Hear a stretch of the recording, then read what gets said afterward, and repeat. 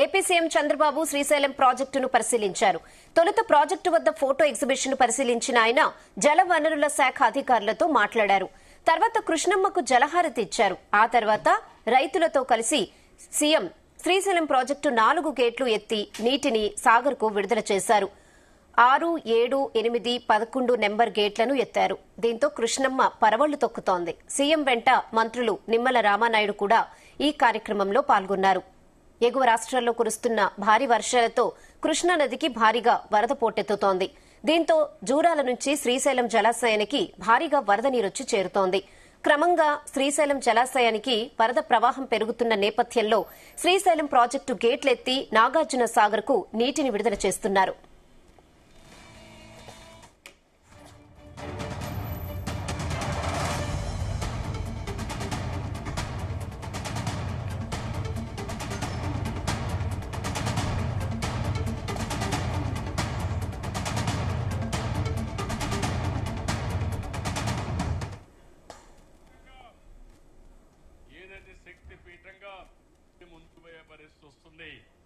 అదే సమయంలో మీరు గుర్తుపెట్టుకోండి, ఈ రాయలసీమలో ఆధునిక దేవాలయాలు, ఆ దేవాలయాలు మీరు చూస్తే రిజర్వాయర్లన్నీ మీరు చూసినప్పుడు శ్రీశైలం ఇక్కడే ఉంది, పక్కనే జీడిపల్లి ఉంది, పిఏబిఆర్ ఉంది, మిడ్ పెన్నార్ ఉంది, చాగల్లు, సిబిఆర్, పైడిపాళెం, వంశీకొండ, గండికోట, ఔక్, గోరకల్లు, బ్రహ్మసాగర్,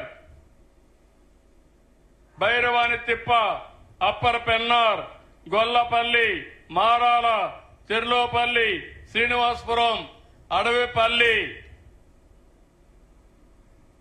అదే మరి మైలవరం, సర్వారాయ్ సాగర్, మల్లెమడుగు, బాగర్, కందలేరు, సోమశిల, పిచ్చాటూరులో కూడా ఒక రిజర్వాయర్ చూస్తే ఇవన్నీ కూడా ఆధునిక దేవాలయాలున్నాయి.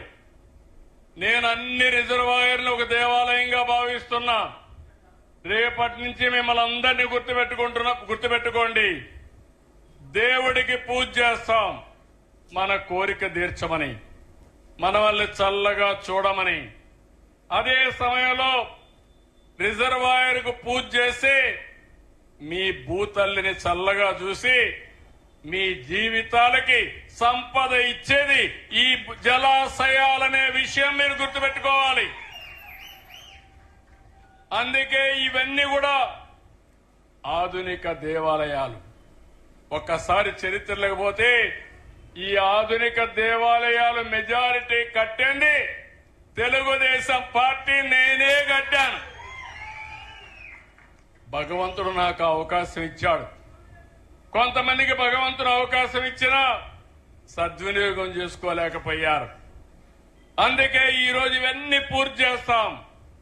ఈ రోజు మనకు నదులు మీరు చూస్తే కృష్ణ, గోదావరి, పెన్నా, వంశధార ఇలాంటి నదులన్నీ ఉన్నాయి. నేను అందుకనే ఆలోచించాను, మన రాష్ట్రంలో ఇంట్రా రివర్ లింకేజ్ కావాలి అంటే వంశధార నుంచి పోలవరానికి రావాలి, పోలవరం నుంచి బనకచెర్లకు రావాలి. అప్పుడు ఒక్కొక్కసారి కృష్ణాలో నీళ్లు రాకపోయినా నేరుగా పోలవరం నుంచి బనకచెర్లకు నీళ్లు వస్తే ఇంకా కరువు అనే మాటే ఉండదు. అది నా సంకల్పం అని మరొక్కసారి మీ అందరికీ తెలియజేస్తున్నా. మనకు మీరు చూస్తే తెలుగు గంగ ఉంది, కేసీ కెనాల్ ఉంది, SRBC ఉంది, నగిరి గాలేరు ఉంది, హంద్రి నీవా ఉంది. దీని కింద ఈ ప్రాజెక్టులన్నీ ఉన్నాయి. ఈ ప్రాజెక్టులన్నీ కూడా పూర్తి చేసే బాధ్యత తీసుకుంటాం. ఈ సంవత్సరం మీరు ఒక్కసారి చూస్తే మన రాష్ట్రంలో మేజర్ ఇరిగేషన్ గాని, మీడియం ఇరిగేషన్ గాని అన్ని కూడా చూస్తే 1004 TMC నీళ్లు పొదుపు చేసుకునే అలవాటు, నిల్వ చేసుకునే అవకాశం ఉంది. కానీ ఈ రోజు దగ్గర 554 టీఎంసీ నీళ్లున్నాయి. అంటే 55% నీళ్లున్నాయి. అదే సమయంలో రేపు రాబోయే రోజుల్లో 450 టీఎంసీ నీళ్లు వస్తే అన్ని జలాశయాలు కళకళలాడుతాయి. పూర్తిగా అన్ని జలాశయాల్లో నీళ్లు పెట్టుకుంటే, మనం నీటిని సమర్థవంతంగా ఉపయోగించుకుంటే కరువు అనే మాట వచ్చే పరిస్థితి రాదు. పోయినసారి ఈ పనే చేశాం. మన పంటలకు నీళ్లు ఇచ్చాం. అదే సమయంలో నేను చాలా సార్లు చెప్పాను, ఆహారపు అలవాట్లు మారాయి, మారుతున్నాయి. ఈ సందర్భంలో మనం కూడా ఆలోచించాల్సింది, మన ఆదాయం పెరగాలంటే మెట్ట పైర్లు వేయాలి. అవసరమైతే వరి కొంతవరకు వేసుకుంటాం. హార్టికల్చర్కి వెళ్ళాలి. అప్పుడే ఇవన్నీ కూడా మనకు ఇబ్బందులు లేకుండా ఉంటాయి.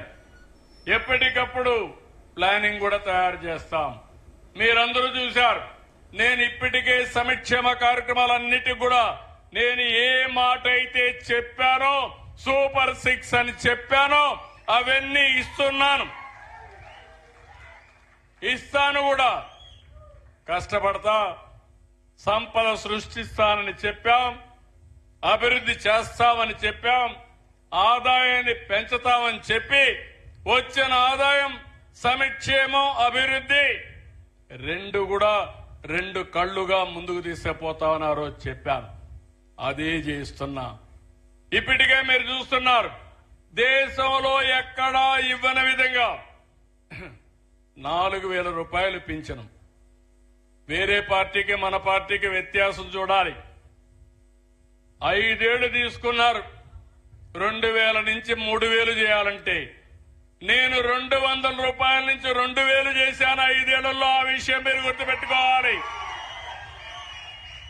ఇప్పుడు వస్తానే 3,000 నుంచి 4,000 చేసి పెంచింది కూడా ఏప్రిల్ నుంచి. బకాయిలు కూడా మీకు చెల్లించిన party Telugu Desam party, NDA party.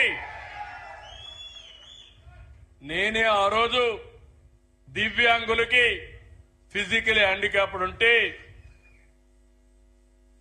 500 నుంచి 3,000 చేశా. 6 రెట్లు పెంచా. మళ్ళీ ఎవరూ పెంచలా.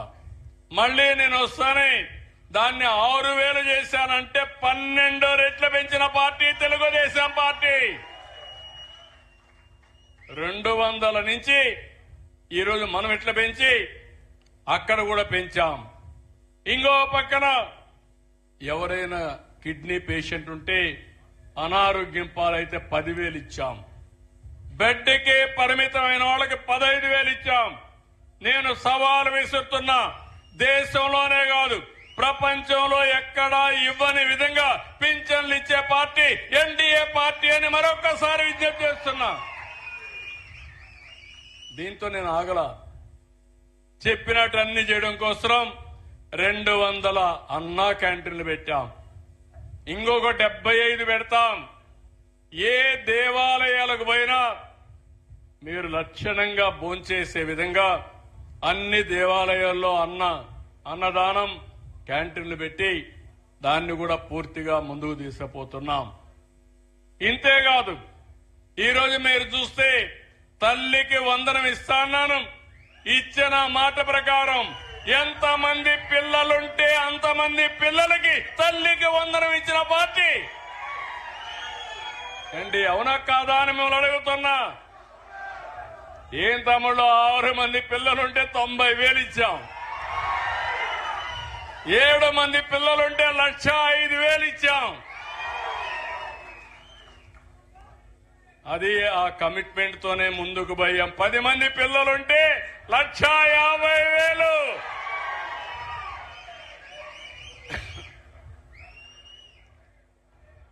ఎందుకంటే నేను జనాభాను కూడా పెంచాలనుకుంటున్నాను.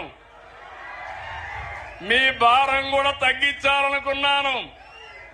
అందుకే భవిష్యత్తులో కూడా హామీ ఇస్తున్నా, మీరు ఎక్కువ మంది పిల్లలు గాని ఇచ్చేస్తే మీ కష్టంలో భాగం పంచుకోవడానికి ప్రభుత్వం సిద్ధంగా ఉంది.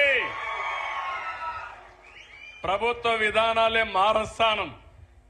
అదే మారుగా మా రైతుకి ఒకటే హామీ ఇస్తున్నా, ఏదైతే చెప్పిన ప్రకారం ఏదైతే అన్నదాత సుఖీభవ కింద కేంద్రం ఇచ్చేదాంతో సమానంగా ఎప్పటికప్పుడు మీ అకౌంట్ లో డబ్బులు వేసే బాధ్యత నాదని మీ అందరికీ విజ్ఞప్తి చేస్తున్నా. జూలైలోనే మీ అకౌంట్ లో డబ్బులు వేస్తాం. ఇంకో పక్క మా ఆడబిడ్డలకు శుభవార్త, జిల్లాలో ఎక్కడ తిరగాలన్నా ఆగస్టు 15 తర్వాత ఫ్రీ బస్,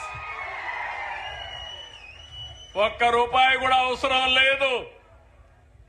ఇవన్నీ కూడా చేసి ఎక్కడికక్కడ సంపద పెంచుతూ ముందుకు పోవాలనుకుంటున్నాం. అందుకే కొత్తగా మీరు చూస్తే ఇంకా అనేక విధాలు తీసుకొచ్చాం. అయితే ఇక్కడ నేను మిమ్మల్ని అందరినీ కోరేది, సంక్షేమం పూర్తిగా ఇవ్వాలంటే, మీరు కూడా బాగా ఆనందంగా ఉండాలంటే అన్ని విధాలా మనం ఆలోచించాల్సింది ఈ నీటి సంపద అనేది మనం పెంచుకోవాల్సిన అవసరం ఉంది. నేను కొత్త విధానం తీసుకొచ్చాను. సాగునీటి సంఘాలు నేనే తీసుకొచ్చాను. డాక్రా సంఘాలు నేనే పెట్టాను. విద్యా కమిటీలు నేనే తీసుకొచ్చాను. దానికి కారణం ఎవరైతే స్టేక్ హోల్డర్స్ ఉన్నారో వాళ్ళకే పెత్తనం ఇవ్వాలని మీ అందరికీ తీసుకొచ్చాం. 6047 సాగునీటి సంఘాలున్నాయి. 267 డిస్ట్రిబ్యూషన్ కమిటీలున్నాయి. 58 ప్రాజెక్టు కమిటీలున్నాయి. వీరందరితో ఒక వారం 10 రోజుల్లో అమరావతిలో ఒక పెద్ద మీటింగ్ పెట్టి మీరేం చేయాలో మీకు వివరిస్తూ పూర్తి అధికారాలు నిధులు ఇచ్చే బాధ్యత ఈ ప్రభుత్వానిదని మరొక్కసారి హామీ ఇస్తున్నారు. దానిపైన మీరందరూ కూడా చెరువు చూసుకోవడమే కాదు, ఈ రోజు 2 విషయాలు మీరు గుర్తుపెట్టుకోవాలి. ఒకటి, చెరువులు, రిజర్వాయర్లు, పెద్ద పెద్ద ప్రాజెక్టులు, జలాశయాలు, దీంట్లో వచ్చే నీళ్లన్నీ మనం వాడుకుంటాం. రెండోది, భూమినే ఒక జలాశయంగా మార్చుకోవడం, భూగర్భ జలాలను పెంచుకోవడం. ఎప్పుడైతే భూగర్భ జలాలు పెరుగుతాయో, దగ్గర నేను కొత్త సిద్ధాంతాన్ని ఎప్పటి నుంచో చెప్పాను, మళ్లీ మాట్లాడుతున్నాను. ఎప్పుడైతే వర్షాకాలం అయిన తర్వాత 3 మీటర్ల కంటే పైన నీటి మట్టం ఉండకూడదు, 3 మీటర్లే ఉండాల. మళ్లీ మనం నీళ్లు వాడుకున్న తర్వాత వర్షాకాలం కంటే ముందు 8 మీటర్ల కంటే తక్కువ ఉండాలి. అంటే 5 మీటర్ల